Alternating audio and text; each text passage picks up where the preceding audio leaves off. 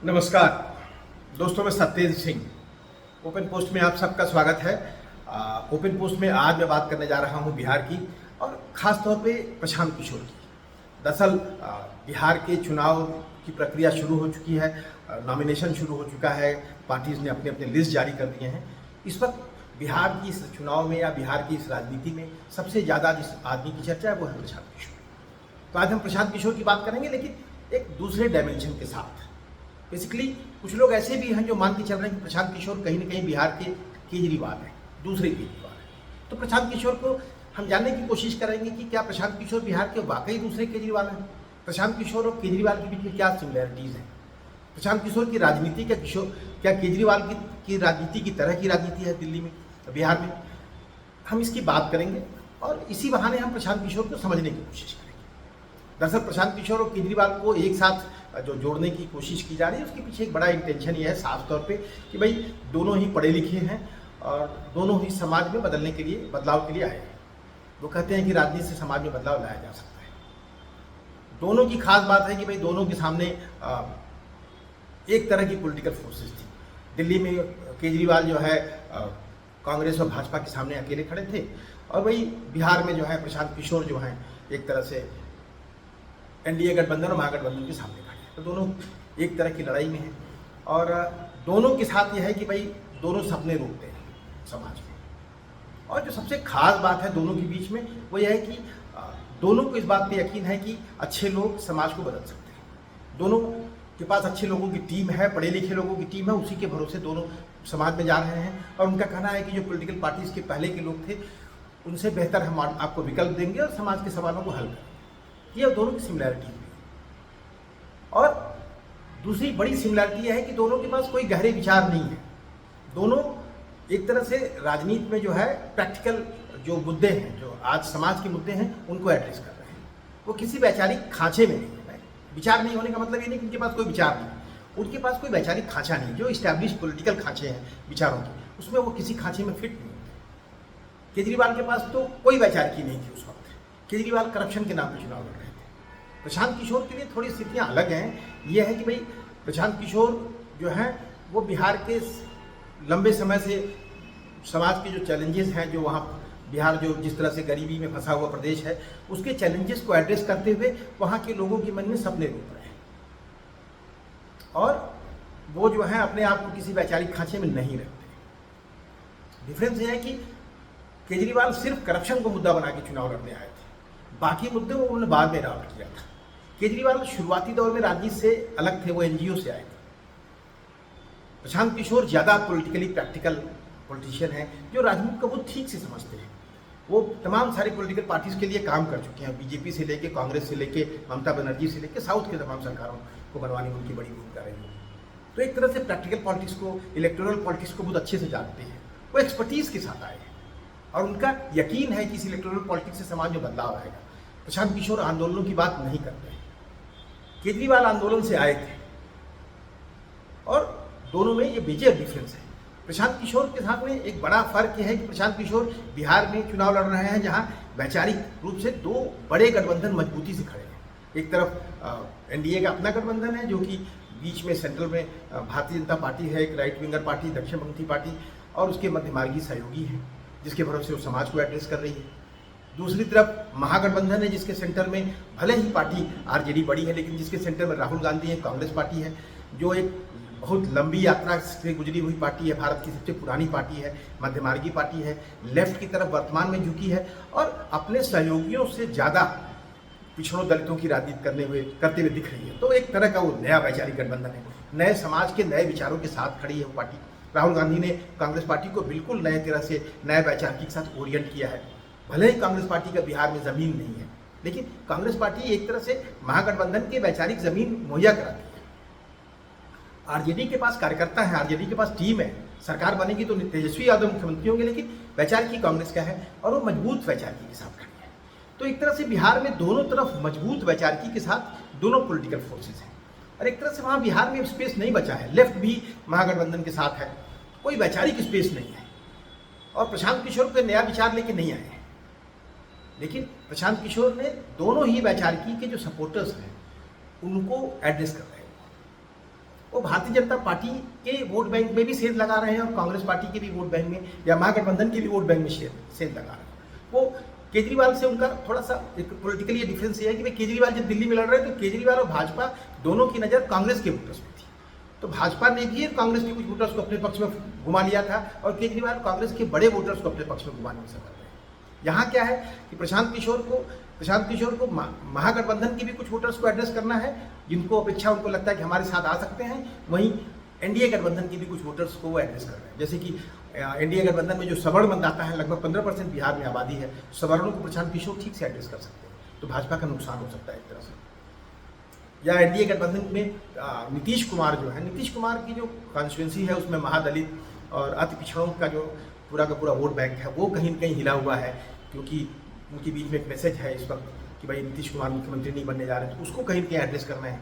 उसकी चुनौतियों को कहीं न कहीं ठीक से जानते हैं वो, उनको एड्रेस करके एक तरह से उस वोट बैंक में भी कहीं न कहीं वो अपना उसमें से कुछ निकाल लेना चाहते हैं अपने लिए।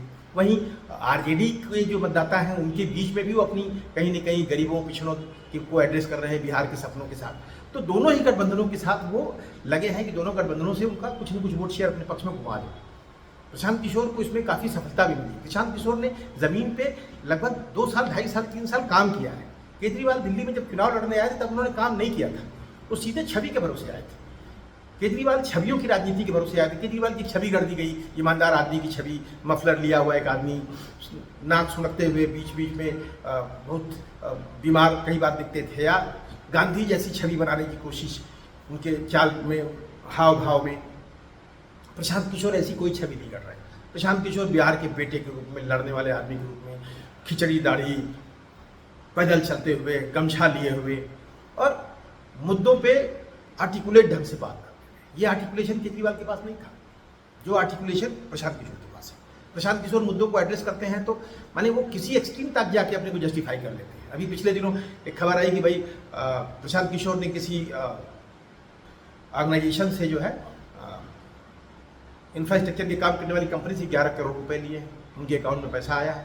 प्रशांत किशोर ने इस पर हिल्ला हवाली नहीं किया, साफ कर दिया कि भाई ये बिहार के लिए गौरव की बात है कि आज बिहार का बेटा एक बड़ी कंपनी के साथ कंसल्टेंसी का 2 घंटे का 11 करोड़ ले लेता है। वो कहानी क्या है जो हो पीछे, लेकिन वो आर्टिकुलेशन प्रशांत किशोर के साथ है। प्रशांत किशोर उसको कहीं ना कहीं लोगों तक यह बात कम्युनिकेट कर रहे हैं। प्रशांत किशोर इस बात को साबित कर रहे हैं कि बिहार के लोगों में टैलेंट है, मैं बिहार का बेटा हूँ और बिहार को बदल दूंगा। तो ये केजरीवाल और प्रशांत किशोर में काफ़ी डिफरेंसेस भी हैं। तो जो सिमिलैरिटीज़ भी हैं वो डिफरेंसेस भी हैं और चैलेंजेस में भी डिफरेंसेस हैं कि भाई बिहार में जो है पॉलिटिकली एक बहुत मजबूत स्टेट है जहाँ राजनीतिक यात्रा बहुत लंबी उसने किया है। तमाम वैचारिक जो संगठन है वहाँ काम कर रहे हैं, समाज में विचारों की बहुत गहरी पकड़ है। उसके बीच में प्रशांत किशोर को एक नए राजनीति के लिए जनता को अपने पक्ष में खड़ा करना है। हालांकि हम सब इसको जातियों के रूप में देखते हैं, भाई बिहार में जातियाँ बहुत प्रबल हैं, जातियाँ बहुत मजबूती से काम करती हैं, लेकिन जातियों का भी जो पूरा खेल है ये विचारों से परे नहीं है। ये सारी जातियाँ कहीं न कहीं वैचारिकी के साथ कहीं न कहीं जुड़ी हुई हैं। एनडीए के साथ जो जातियाँ हैं उनमें एक विचार है, बिना विचार तो जातियाँ नहीं। वैसे ही महागठबंधन जो है उसके साथ जो जातियाँ हैं वो एक वैचारिकी के साथ खड़ी हैं। तो जातीय समूहों की राजनीति भले हो लेकिन विचार बहुत गहरे हैं। उनमें से एक नए राजनीति के लिए लोगों को अपने पक्ष में खड़ा कर लेना प्रशांत किशोर के लिए बड़ा चैलेंज है। प्रशांत किशोर के लिए कोई मोमेंटम नहीं है बिहार में, प्रशांत किशोर ने मोमेंटम बनाया है। प्रशांत किशोर अगर सफल होते हैं तो भारत के लोगों के लिए बड़ा नज़ीर होगा कि भारतीय राजनीति में कोई भी पॉलिटिकल पार्टी आकर के समाज में नई जगह बना सकती है, वो जगह बन सकता है। ये प्रशांत किशोर शायद पहली बार प्रूफ करेंगे।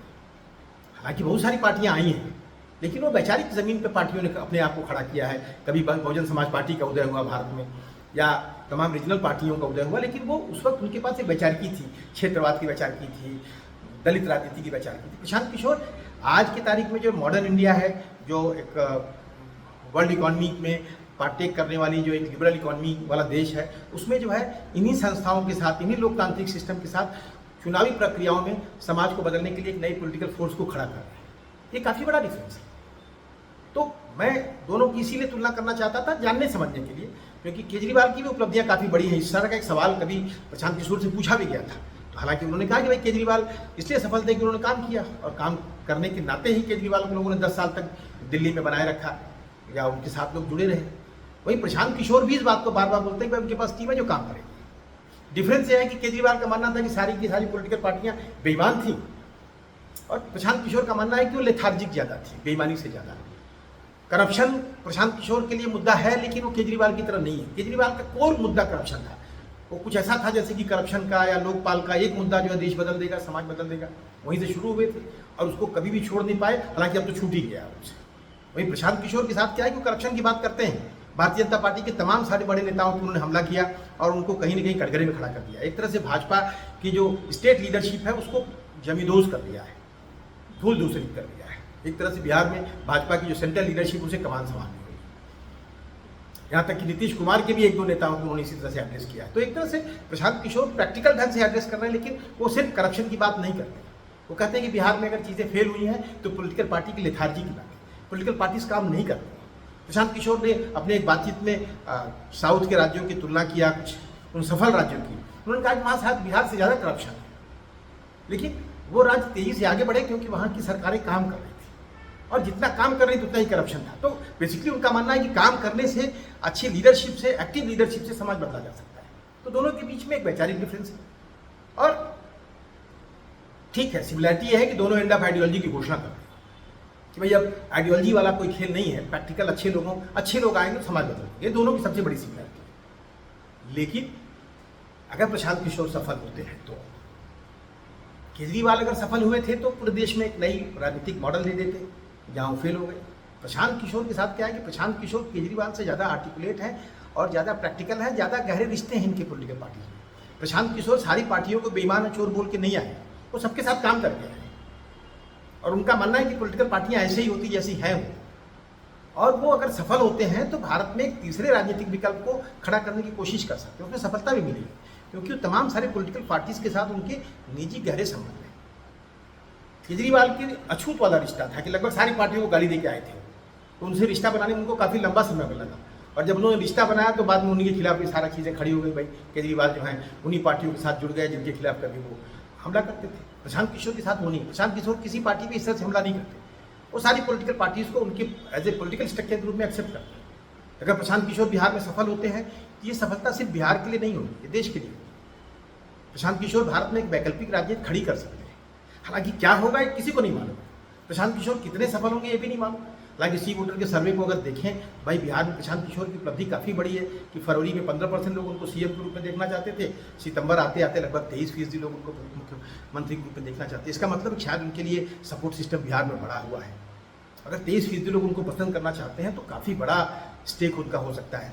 उनका वोट शेयर मैं उसी हिसाब से देखता हूँ, मैं दूसरे सर्विस पे नहीं जाता हूँ, तो एक तरह से प्रशांत किशोर के पास एक बड़ा वोट शेयर हो सकता है बिहार में प्रशांत किशोर जो हैं सत्ता की चाबी अपने हाथ में ले लें। अगर लेते हैं तो पूरी की पूरी बिहार की राजनीति गड्ढमट हो जाएगी, और बिहार की राजनीति इस चुनाव के बाद वैसे भी गड्ढमट होने वाली है, क्योंकि वो दोनों ही गठबंधनों में से एनडीए की अपनी प्रॉब्लम्स हैं। नीतीश कुमार के भविष्य को लेकर सवाल फंसे हुए हैं। तो प्रशांत किशोर बिहार के आज के दौर के एक तरह से नए गिरोह हैं। प्रशांत किशोर के होने से बिहार में काफ़ी कुछ बदल रहा है।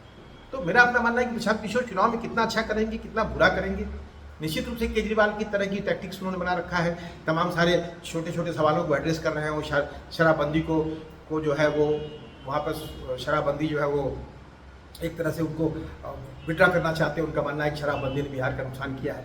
लेकिन प्रशांत किशोर बिहार के प्रैक्टिकल राजनीति को समझते हैं। प्रशांत किशोर तो उस एक्सट्रीम तक चले जाते हैं कि भाई कहते हैं कि बिहार को किसी स्पेशल स्टेटस की जरूरत नहीं है, बिहार अपने संसाधनों से मजबूत हो सकता है। तो यह उनका आशावाद है या उनका एक तरह का राजनीतिक स्ट्रेटजी है जिसमें वो बिहार को जो है उत्साहित करते हैं। तो कुल लेकर के प्रशांत किशोर और केजरीवाल में थोड़ा सा डिफरेंस भी है और थोड़ी सिमिलैरिटीज भी है, लेकिन ये डिफरेंसेस प्रशांत किशोर को काफ़ी अलग रूप में खड़ा करते हैं। प्रशांत किशोर अगर सफल होते हैं तो देश और बिहार की राजनीति में काफ़ी कुछ बदलेगा, और अगर प्रशांत किशोर एक अच्छी भूमिका में आते हैं तो भी काफ़ी कुछ बदलेगा। और अगर बिहार में प्रशांत किशोर सब कुछ बदल देते हैं, नहीं मालूम, कुछ भी हो सकता है चुनाव में, तब तो बात ही अलग है। तो बेसिकली प्रशांत किशोर की बड़ी चर्चा है। प्रशांत किशोर क्या करेंगे, कैसा करेंगे चुनाव के। अब तो लोग चुनाव मैदान में उतर रहे हैं, टिकटों का बंटवारा हो रहा है, पार्टियों में हलचल है, दोनों ही गठबंधनों में अभी सीटों को लेके बड़ा उठापटक है। तो बहुत सारी चीज़ें बदलेंगी, अपनी नज़र रहेगी, उस पर बात करेंगे। बहरहाल अभी प्रशांत किशोर की बात करनी थी तो हमने केजरीवाल का सहारा लिया उस बातचीत को आगे बढ़ाने के लिए। बहरहाल फिर बात करेंगे किसी और विषय पे, तब तक के लिए।